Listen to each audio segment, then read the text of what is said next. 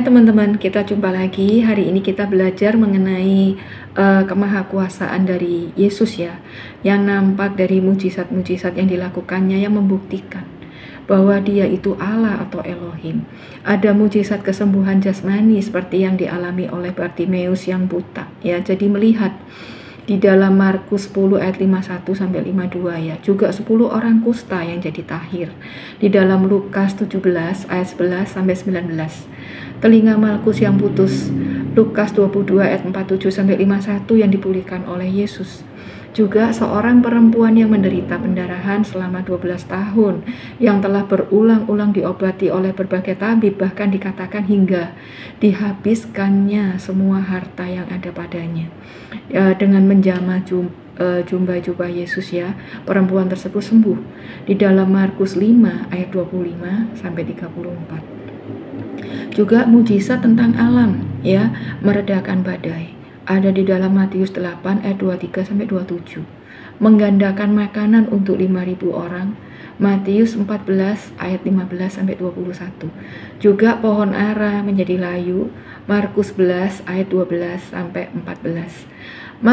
Mujizat tentang kebangkitan juga ada dialami oleh Lazarus di Betania ya, mati 4 hari dan dibangkitkan di dalam Yohanes 11 ayat 1 sampai 44 ya.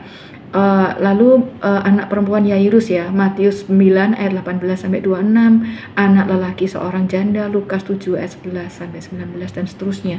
Lalu orang tidak percaya berkata, bukankah nabi-nabi dan juga rasul-rasul membuat mujizat juga, gitu kan? Memang benar, tapi mujizat yang mereka buat itu tidak bisa disamakan dengan Yesus ya. Ada perbedaan besar teman-teman di situ ya. Yaitu satu ya, tidak ada para nabi atau rasul yang mengadakan mujizat atas kehendak mereka sendiri ya. Tapi Yesus membuat mujizat atas kehendak sendiri ya, atas kehendaknya sendiri. Di dalam Yohanes 5 ayat 21 dikatakan, sebab sama seperti Bapa membangkitkan orang-orang mati dan menghidupkannya, demikian juga anak menghidupkan barang siapa dikehendakinya. Tidak ada nabi yang bisa membangkitkan orang ya sesuai dengan kehendaknya sendiri. Juga tidak ada rasul seperti itu. Tapi Yesus bisa membangkitkan sesuai apa yang dia kehendaki teman-teman ya. Yang kedua, nabi dan rasul itu melakukan tidak dengan kuasa mereka sendiri ya, tapi dengan kuasa Elohim. Bahkan para rasul menggunakan nama Yesus, dalam nama Yesus untuk membuat mujizat. Tapi Yesus melakukan mujizat dengan kuasa sendiri ya, dan tidak pernah dia menggunakan nama siapapun untuk melakukan mujizat-mujizatnya gitu ya. Dia juga berbicara mengenai menyerahkan nyawa ya dan kebangkitannya di dalam Yohanes 10 ayat 18 ya. Tidak seorang pun mengambilnya daripadaku, melainkan aku memberikannya menurut kehendakku sendiri.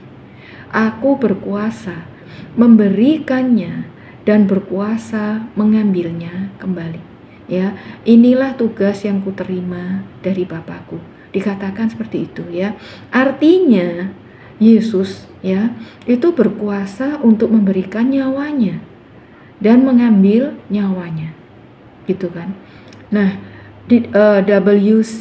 Robinson ya itu berkata, tidak ada seorang pun ya manusia di dalam sejarah yang mempunyai kuasa untuk menyerahkan nyawanya atas kemauannya sendiri. Tetapi ya seperti Tuhan kita Yesus itu ya. Nah, tetapi Yesus beda ya, dia menyerahkan nyawanya atas kehendaknya sendiri.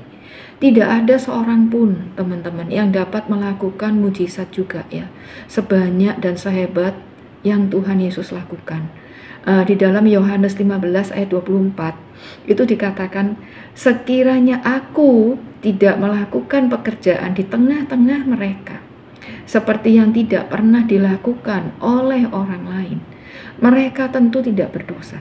Ya, tetapi sekarang walaupun mereka telah melihat semuanya itu, namun mereka membenci, ya, baik aku maupun Bapakku. Berarti Yesus mengatakan mujizat yang dia lakukan itu tidak seperti yang tidak pernah ya dilakukan orang lain gitu loh, nggak seperti yang dilakukan oleh orang lain. Kalau begitu memang ada beda ya antara mujizat yang Yesus lakukan dengan yang rasul-rasul atau nabi-nabi pernah lakukan ya, karena dia mengatakan seperti yang tidak pernah dilakukan oleh orang lain, ya kan? Nah, kalau begitu mujizat-mujizat Yesus itu menunjukkan bahwa dia itu memang maha kuasa. Dan kita tahu yang maha kuasa itu hanya Elohim. Dan jika Yesus itu maha kuasa, teman-teman, maka tidak bisa tidak ya, dia itu adalah Allah itu sendiri ya. Puji Tuhan, karena Yesus Tuhan kita adalah maha kuasa. Dan dengan demikian dia adalah Allah atau Elohim. Ya, sekian dulu teman-teman video kali ini ya. Dan God bless.